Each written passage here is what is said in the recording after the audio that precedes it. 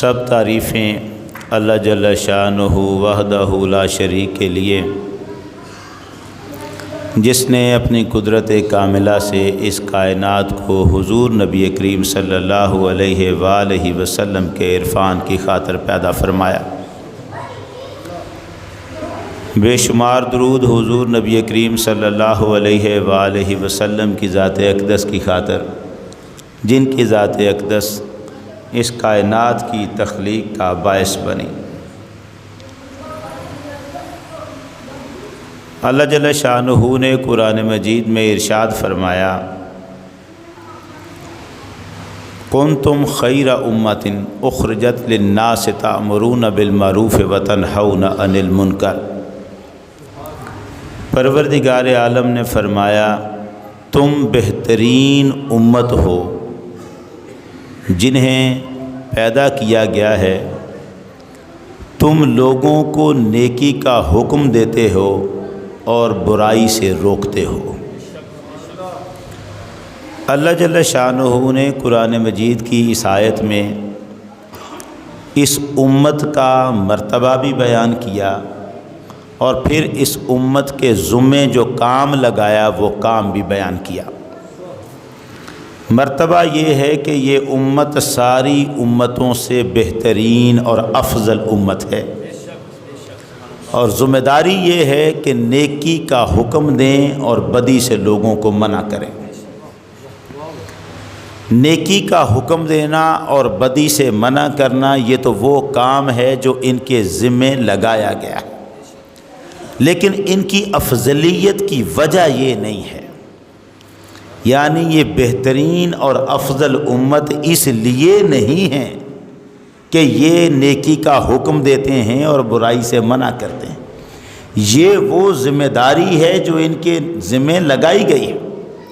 کام یہ کرنا ہے تم نے کہ تم نے لوگوں کو نیکی کا حکم دینا ہے اور برائی سے روکنا ہے، یہ تمہارے ذمہ کام ہے، مگر تمہارا مرتبہ اس کام کی وجہ سے نہیں ہے۔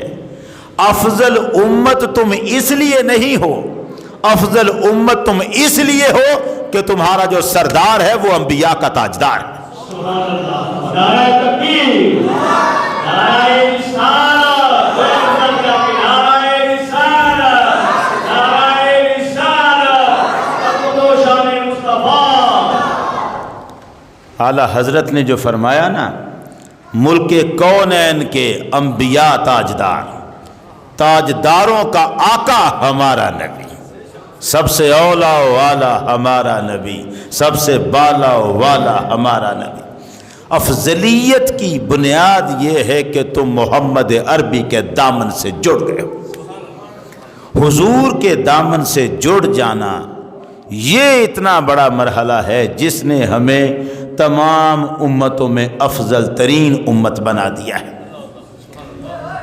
میں آپ کی توجہ ایک امر کی طرف کروانا چاہتا ہوں۔ ہم بار بار سنتے ہیں، پڑھتے ہیں کہ حضرت موسیٰ علیہ السلام نے تمنا کی تھی نبی اکرم صلی اللہ علیہ وآلہ وسلم کا امتی بننے کی۔ وہ معاملہ بھی آپ کو معلوم ہے، وہ گفتگو بھی معلوم ہے، لیکن تھوڑے سے اس میں ایسے معاملات ہیں جن کی طرف ابھی توجہ نہیں۔ حضرت موسیٰ علیہ السلام جب اللہ سے کلام کرتے ہیں تو وہاں اللہ کی بارگاہ میں جو گفتگو ہوتی ہے وہ کہتے ہیں، یا رب انی اجد فی الالواح امتن ہم الآخرون السابقون۔ پروردگارہ، میں نے تورات کی جو لوحیں یہ تختیوں پر لکھی ہوئی آئی تھی، تورات اللہ کی طرف سے لکھی ہوئی آئی تھی، قرآن مجید محمد عربی صلی اللہ علیہ وسلم نے لکھوایا تھا، آپ کے غلاموں نے لکھا تھا، تورات لکھی ہوئی آئی تھی لوحوں پر، تختیوں پر۔ حضرت موسیٰ علیہ السلام عرض کرتے ہیں کہ پروردگارہ، میں نے تورات کی تختیوں میں لکھا پڑا ہے، ایک امت وہ ہوگی جو سب سے آخر میں آئے گی اور سب سے پہلے جنت میں داخل ہو جائے گی۔ میری عرض یہ ہے، فَجْعَلْهَا أُمَّتِي، یہ مرتبہ میری امت کو دے دے۔ یعنی میری امت ہی وہ امت بن جائے جو سب سے آخری ہو اور جنت میں سب سے پہلے جائے۔ پروردگار عالم نے فرمایا تل کا امت احمد، یہ جس امت کا تم نے حال پڑھا ہے کسی اور کی کیسے بنا دوں، یہ تو احمد کی امت ہے، یہ سرکار کا اسم مبارک ہے احمد۔ اب ذرا اس اگلے جملے پہ جاتے ہیں، لیکن اس جملے پہ غور فرمائیں۔ حضرت موسیٰ نے پڑھا یہ ہے کہ ایک امت ہے جو سب سے آخر میں آئے گی اور سب سے پہلے جنت میں جائے گی۔ کس کے بارے میں پڑھا ہے؟ امت کے بارے میں۔ تو جس کے بارے میں پڑھا ہے کہ امت آخر میں آئے گی، اگر وہ امت آخری ہے تو اس امت کا نبی بھی تو آخری نبی ہوا نا، امت نبی کی وجہ سے آخری ہے۔ اگر امت آخری امت ہے تو اس کا مطلب ہے کہ اس کا جو نبی ہے وہ بھی آخری نبی ہے۔ تو معنی یہ تھا کہ اللہ تو توریت میں بھی محمد کی ختم نبوت پہ پہرا دے رہا تھا۔ نعرہ تکبیر، نعرہ رسالت، تاجدار ختم نبوت، تاجدار ختم نبوت، عید میلاد النبی۔ سرکار کی ختم نبوت کو تو اللہ تورات میں بھی بیان کر رہا ہے۔ امت کا حال یہ ہے کہ آئی سب سے بعد میں، کیوں؟ تاکہ اگر یہ پہلے امتوں میں آ جائے تو بعد والی امتیں اس کی رسوائیوں کا حال نہ پڑھ سکیں، نہ سن سکیں۔ اب ہم سے پہلے جو امتیں گزری ہیں انہوں نے کیا نافرمانیاں کی، ان پر کیا عذاب آئے، سب ہم سنتے بھی ہیں، پڑھتے بھی ہیں۔ آج ہم کہتے ہیں یار بنی اسرائیل کوئی امت تھی جس نے ہر مقام پہ اپنے پیغمبر کی نافرمانی کی۔ آج ہم کہتے ہیں کہ جس امت کے لیے نبی نے سمندر میں راستہ بنا دیا، وہ راستہ پار کر کے آئی، پھر بھی اس نے امت سے، اپنے نبی سے یہی گلہ کیا، لن نؤمن لک حتی نری اللہ جہرۃ۔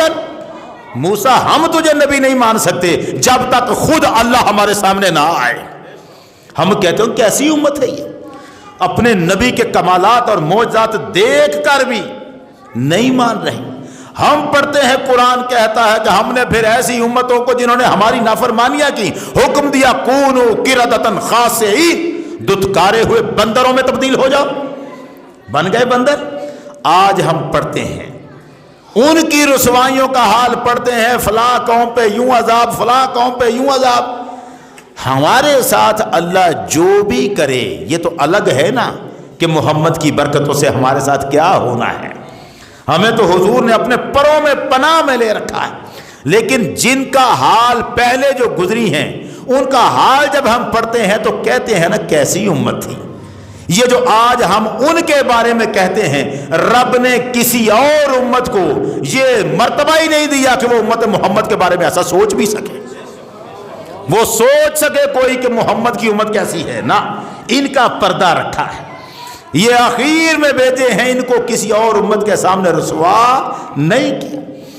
جنت میں جانا ہے، قیامت کا دن ہے، پہلی امت دوسری امت تیسری ترتیب سے آئیں، مگر حساب شروع کیا ہے محمد کی امت سے، تاکہ یہ جلدی سے فارغ ہو کے جنت میں جائے، ان کو زیادہ دیر محشر کی گرمی برداشت نہ کرنی پڑ جائے۔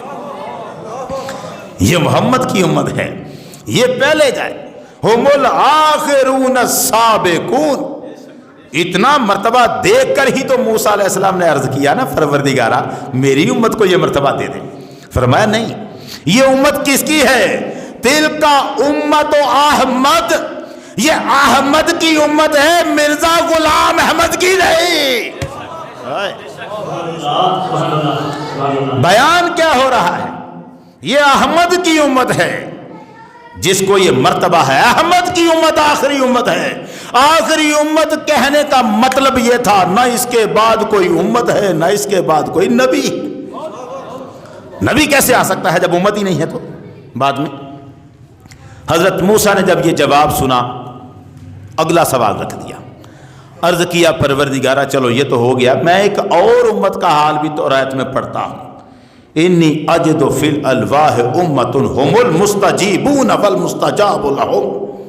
میں نے ایک حال پڑھا ہے امت کا جو تیرا حکم مانتے رہیں گے اور تو ان کی باتیں مانتا رہے گا۔ امت کا حال دیکھیں کیا ہے، جو تیری فرما برداری کریں گے اور تو ان کی باتوں کو مانے گا، پھر تو ان کی دعاؤں کو رد نہیں کرے گا، وہ تیرے فرما بردار۔ یہ حال ہمارا ہے، تھوڑی سی توجہ تو چاہیے نا۔ یہ حال اگر ہمارا ہو تو پھر تو کمال ہے، ہمارا نہیں مگر جن کا ہے وہ ہم ہی میں سے ہے۔ یہ ہے معاملہ، یہ ہے جن کا ہے وہ ہم میں تھے، ہم ان سے جڑے ہیں، ان سے کنیکٹڈ ہیں۔ رب العزت نے ساری امت کو ان کے صدقے میں ایسا ہی قرار دے دیا۔ نعرہ تکبیر، نعرہ رسالت، یا رسول اللہ، نعرہ حیدری، یا علی، شان مصطفیٰ۔ زندہ باد، ہم اپنے نبی کے دیوانے، ہم اپنے نبی کے دیوانے، ہم پیارے نبی کے دیوانے، نعرہ رسالت۔ یا رسول اللہ، وقت تاجدار ختم نبوت، تاجدار ختم نبوت، تاجدار ختم نبوت۔ وقت ذرا مختصر ہے اور بات تھوڑی سی مجھے کرنی ہے، تھوڑا سا کم ذرا نعروں کو رکھیے گا۔ اب معاملہ یہ ہے کہ امت ایسی ہے جو رب کی فرما بردار ہوگی، یہ حضرت موسیٰ کہتے ہیں مولا وہ تیری فرما بردار ہوگی اور تو ان کی مانے گا، تو پھر ان کی باتیں مانے گا۔ یہی وہ امت ہے جس کو محمد عربی کہتے ہیں کہ تعداد میں تو تم تھوڑے ہو، لشکر مقابلے میں بڑا آیا ہے، مگر میں چاہتا ہوں کہ ہم ان سے جا کے لڑیں، چلو گے میرے ساتھ؟ لشکر بڑا ہے، تم تھوڑے ہو، مگر چاہتا یہ ہوں کہ ہم جہاد کریں، تو چلو گے میرے ساتھ؟ تو اسی امت کا ایک فرد کھڑا ہوتا ہے اور وہ اٹھ کے کہتا ہے یا رسول اللہ فوالذی بعثک بالحق، اس رب کی قسم جس نے آپ کو حق کے ساتھ بھیجا ہے، لو استعرضنا بین البحر فخضته لخضنا معاک، یا رسول اللہ اگر آپ ہمیں سمندر میں کودنے کا بھی حکم دیں گے ہم کود جائیں گے۔ ما تخلف منا رجل واحد، پھر آپ دیکھیں گے ہم میں سے ایک بھی بندہ پیچھے نہیں رہے گا، ہم کود جائیں گے سمندر میں۔ یہ سمندر میں کودنے والے جو اتنا فرما بردار ہیں، اتنے فرما بردار ہیں، یہی وہ ہیں کہ پھر وہ وقت آتا ہے، سرکار تو وصال فرما چکے، بعد میں بھی ایک صحابی لشکر لے کے جب جاتا ہے تو سمندر راستے میں کھڑا ہے اور لشکر پریشان ہے، اب کیا کریں؟ تو صحابی آسمان کی طرف منہ کر کے کہتا ہے یا حیو یا حلیمو یا قدیر، لفظ 3 بولتا ہے، دعا نہیں مانگتا، قدم اٹھاتا ہے سمندر پر رکھ دیتا ہے، سمندر کا پانی تھم جاتا ہے، فرش بن جاتا ہے۔ صحابی 4 قدم سمندر پہ چل کے پیچھے لشکر کو دیکھتا ہے اور کہتا ہے عزیز بسم اللہ، اللہ کا نام لو اور آ جاؤ گھوڑے سمندر میں لے کر۔ پورا لشکر گھوڑوں کو لے کر سمندر پر سے گزر جاتا ہے، اور جابر بن عبداللہ صحابی رسول کہتے ہیں واللہ اجزنا البحر وما يبل الماء حوافر دوابنا، اللہ کی قسم ہم سمندر پار کر گئے اور سمندر کے پانی نے ہمارے گھوڑوں کے سموں کو بھی چھوا نہیں تھا، پیر بھی گھوڑوں کے گیلے نہیں ہوئے، فرش بن گیا۔ یہ امت وہ ہے ہم المستجیبون والمستجاب لہم، جو رب کی مانتی ہے اور رب ان کی مانتا ہے۔ فجعلھا، پروردگارہ امت کا مال ہے، فجعلھا امتی، موسیٰ عرض کرتے ہیں اسے میری امت بنا دیں، اسے میری امت بنا دیں۔ رب العزت ارشاد فرماتا ہے تیری امت کیسے بنا دوں؟ تل کا امت احمد، یہ تو میرے احمد کی امت ہے، یہ تو احمد کی امت ہے۔ حضرت موسیٰ علیہ السلام پھر عرض کرتے ہیں پروردگارہ یا رب انی اجد فی الالواح امتن، پروردگارہ میں نے لوہوں میں، توریت کی تختیوں میں ایک ایسی امت کا حال بھی پڑا ہے یاکلون الفیء، جو مال غنیمت کھایا کریں گے۔ کسی امت کے لیے مال غنیمت جائز نہیں تھا، اس امت کے لیے مال غنیمت حلال ہے، پروردگارہ یہ شرف میری امت کو دے دے۔ فرمایا تل کا امت و احمد، یہ بھی احمد کی امت ہی کا کمال ہے، ان کو یہ ملا ہے۔ انہوں نے کہا پروردگارہ اچھا ٹھیک ہے، میں نے توریت میں اور لوگوں کا بھی حال پڑھا ہے، ایک امت کا ایسا حال پڑھا ہے یجعلون الصدقہ فی بطونہم ویؤجرون علیہا، تیرے راستے میں جو لوگوں کو دیں گے نا خود بھی کھائیں گے۔ صدقہ و خیرات جو کر رہے ہیں، کھانا دوسروں کو کھلا رہے ہیں، جو تیرے راستے میں دوسروں کو کھلائیں گے خود بھی کھائیں گے، کھائیں گے وہ خود، اور اس پر بھی تو ان کو اجر عطا فرماتا رہے گا۔ کھایا خود ہے، خود کھانے پر بھی تو ان کو اجر دے رہا ہے، پروردگارہ انہیں ہی میری امت بنا دے۔ فرمایا تل کا امت و احمد، یہ احمد کی امت کا حال ہے، کسی اور کا نہیں ہے۔ عرض کرنے لگے اچھا پروردگارہ میں نے توریت میں ایک اور امت کا حال پڑھا ہے، اناجیلہم فی صدورہم یقرؤونہ ظاہرا، میں نے پڑھا ہے ان پر جو کتاب نازل ہوگی نا وہ کتاب ان کے سینوں میں محفوظ ہوگی۔ یہ واحد ہے امت محمد کی، آنکھوں سے نظر نہیں آتا مگر قرآن کا حافظ بنا بیٹھا ہے۔ کوئی پیغمبر کسی اور پیغمبر کی امت اس میں ایسا حافظ نہیں ملتا جو اپنی کتاب کا حافظ ہو، حالانکہ وہ دیکھ سکتا بھی نہ ہو۔ یہاں دیکھ نہیں سکتا، سن کے حفظ کر لیا ہے قرآن، اور قرآن کے حافظ ہیں، ان کی کتاب ان کے سینوں میں ہوگی اور کھلے عام وہ اپنی کتاب کو تلاوت کیا کریں گے۔ پروردگارہ اسے ہی میری امت بنا دے۔ فرمایا تل کا امت و احمد، یہ مرتبہ بھی احمد ہی کا امت کا ہے۔ عرض کیا پروردگارہ میں نے توریت میں ایک اور امت کا حال پڑھا ہے، آپ اندازہ کریں کہ حضرت موسیٰ نے کس امت کا یا کتنی امتوں کا حال پڑھا تھا جو آج بیان کرتے جا رہے ہیں، اور وہ کہتے ہیں یہ ہر نبی کی خواہش ہوتی ہے میری امت کو مرتبے ملیں، میری امت کو درجے ملیں، خواہش ہوتی، وہ اپنی خواہش کا اظہار کر رہے ہیں۔ کہتے ہیں پروردگارہ میں نے توریت میں پڑھا ہے ایک امت ایسی ہے، اذا ہم احدہم بحسنۃ ان لم یعملھا فلم یعملھا کتبت لہ حسنۃ واحدہ، میں نے پڑھا ہے نیکی کا صرف ارادہ کریں گے، ابھی نیکی کی نہیں ہوگی اور ان کے نامہ اعمال میں ایک نیکی لکھ بھی دی جائے گی۔ وَإِنْ عَمَلَهَا، اور اگر وہ نیکی کر گزرے کتبت لہو 10 حسنات، تو تیرے کرم سے ان کو 10 نیکیاں عطا فرمائی جائے۔ وَإِذَا هَمَّ أَحَدٌ بِسَيِّئَةٍ، اگر ان میں سے کوئی ارادہ کرے بدی کا، برائی کا، لم تکتب، نہیں لکھی جائے گی۔ ارادے پر لم تکتب، برائی نہیں لکھی جائے گی، صرف ارادہ کیا ہے، عمل نہیں کیا۔ وَإِنْ عَمَلَهَا، اور اگر وہ برائی کر گزرے کتبت لہو سیئۃ واحدہ، تو لکھی صرف ایک ہی جائے گی، بدی صرف ایک لکھی جائے گی، نیکیاں 10 لکھی جائیں گی۔ امت کام تھوڑے کرے گی، درجے زیادہ پائے گی، اسے ہی میری امت بنا دے۔ فرمایا تل کا امت و احمد، یہ مقام بھی احمد ہی کی امت کا ہے۔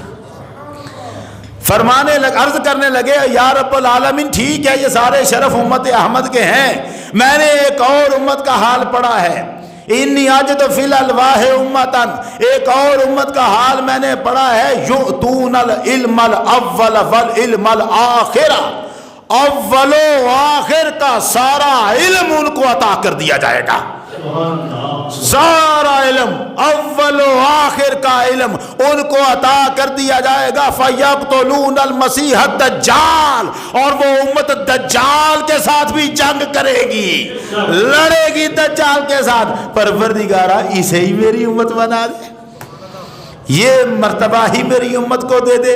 رب العزت نے فرمایا تل کا امت و احمد، یہ بھی میرے احمد ہی کی امت ہے، کسی اور امت کا مرتبہ نہیں۔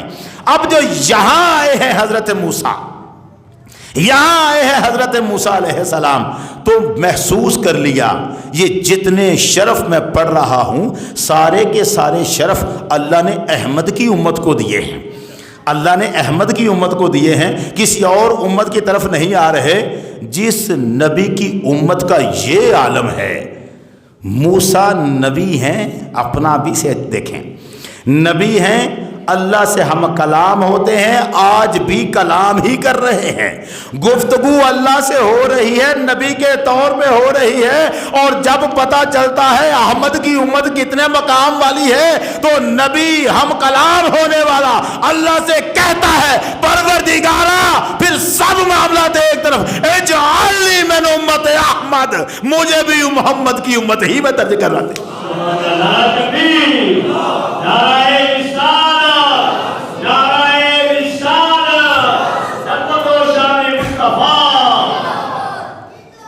اسے اب ذرا توجہ رکھنا، مجھے بھی اسی احمد کا امتی بنا دے، مجھے بھی اسی احمد کا امتی بنا دے۔ امت اتنے درجے پر کھڑی ہے۔ میں یہاں آپ سے عرض کرنا چاہتا ہوں، یہ جتنے کمال حضرت موسیٰ نے پڑھے تھے اور پڑھ کر محمد عربی کا امتی بننے کی تمنا کی تھی، توجہ رکھ رہے ہیں نا، تمنا امت میں آنے کی ہے، یہ کمال جتنے بھی پڑھے ہیں یہ امت کے پڑھے ہیں۔ حضرت موسیٰ نے کمال کس کے پڑھے ہیں؟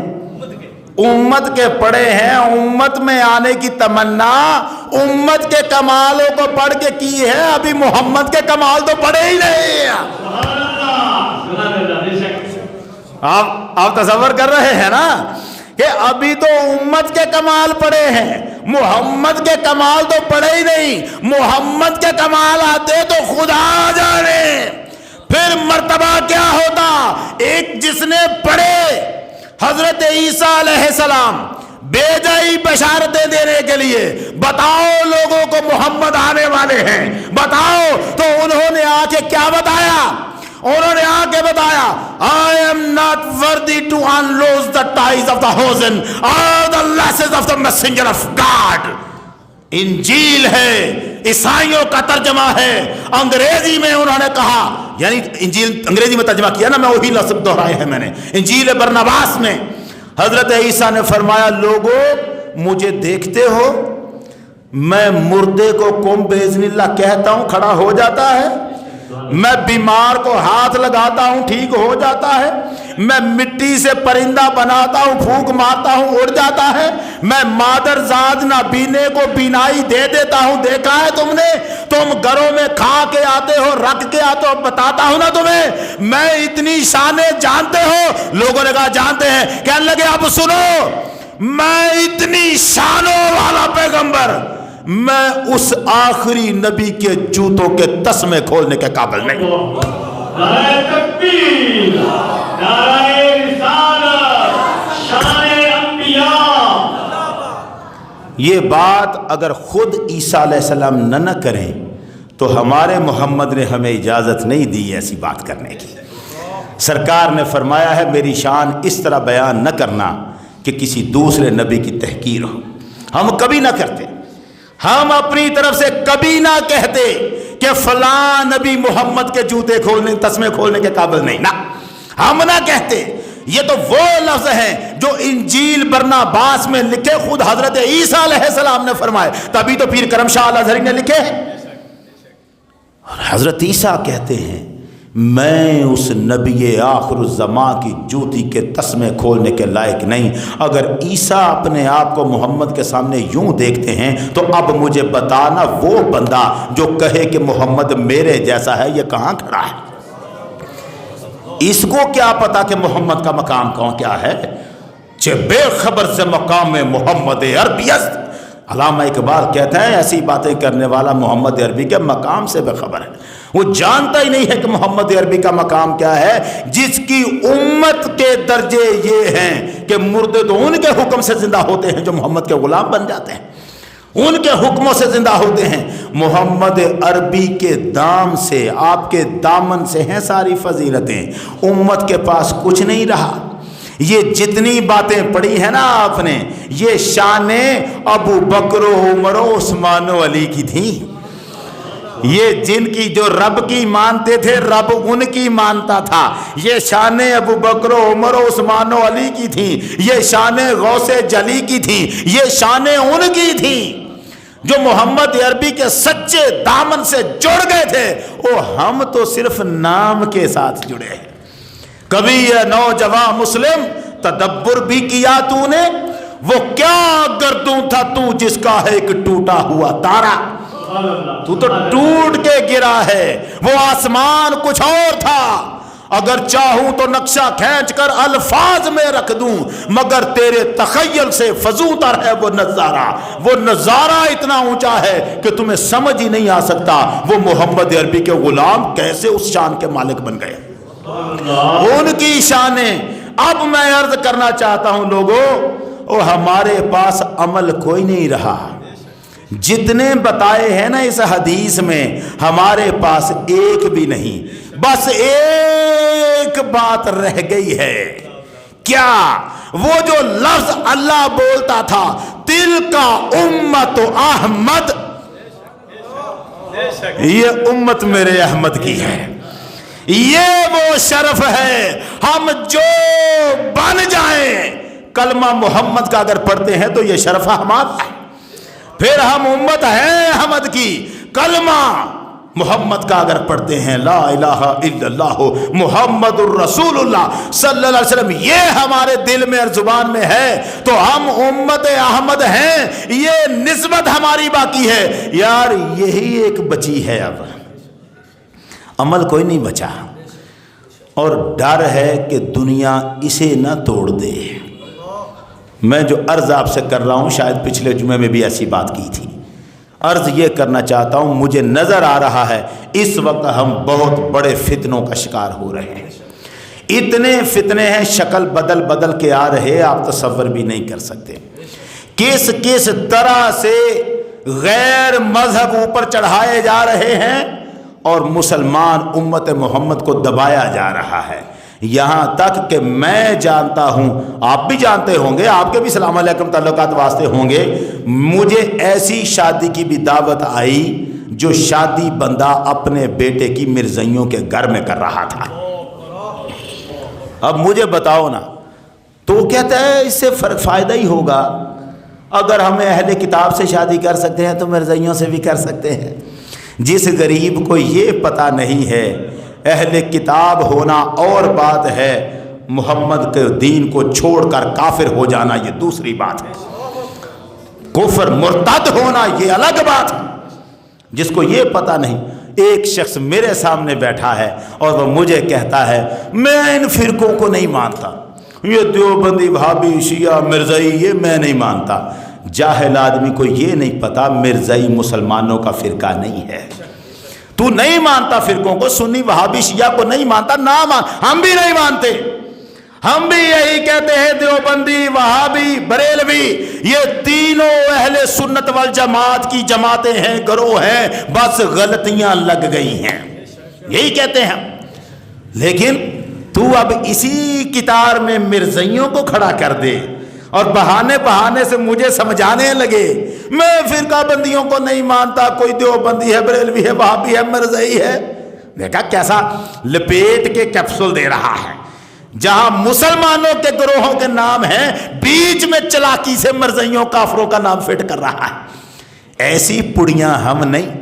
میں ایسے اور ایک الگ شخص کو بھی جانتا ہوں جس نے میرے سامنے بیٹھ کے یہ بھی کہا مرزائیوں اور باقیوں مسلمانوں میں کیا فرق ہے, اتنا ہی فرق ہے وہ متوفی کا لفظ ہے قرآن میں, اس کا ترجمہ وہ اور کرتے ہیں یہ اور کرتے ہیں, بس اتنا ہی فرق ہے.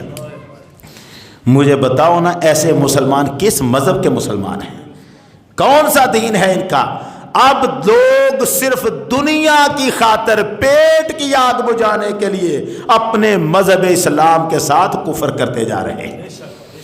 امت احمد کا جو ہمارے گلوں میں فخر کا اللہ نے ایک نشان ڈالا ہوا ہے اسے نکالتے جا رہے ہیں. اور بڑی افسوس کی بات یہ ہے اس پر انہیں شرم بھی نہیں آتی.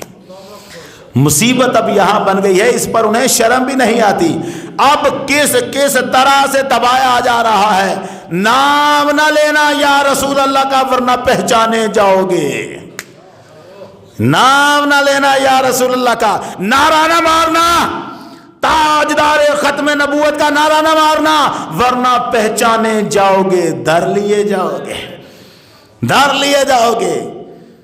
बड़ा तकलीफ दे पैगाम है जो आज सुबह मुझे मिला है, बड़ा तकलीफ दे पैगाम है। क्या क्या बताऊं आपको। उन्होंने कहा फेसबुक पे ताजदार खत्म नबूवत का नारा ना मारना, एजेंसियां पीछे लगी हैं। ये एजेंसियां कौन है जो पीछे लगी हैं? मुसलमान पीछे नहीं लगते।